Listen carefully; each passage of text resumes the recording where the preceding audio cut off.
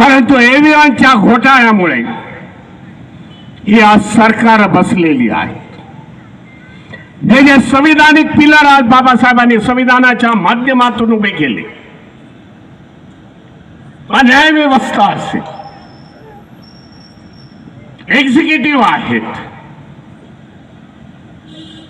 म्हणजे ईडी वगैरे, पोलीस यंत्रणा वगैरे, एक्झिक्युटिव्ह, लेजिस्लेटिव्ह आहे, विधानसभा, पार्लमेंट, जे ईव्हीएमच्या माध्यमातून आज त्यांच्या कब्जात आहे.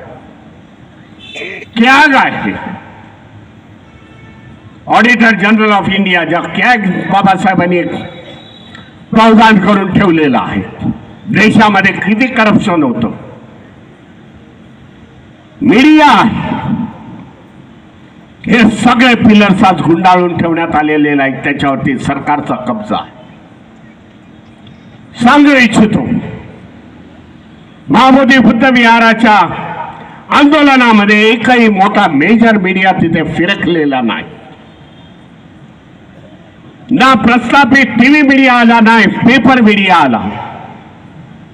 इन्स्ट्रक्शन दिलेले आहे, त्यांच्या बातम्या छापू नका.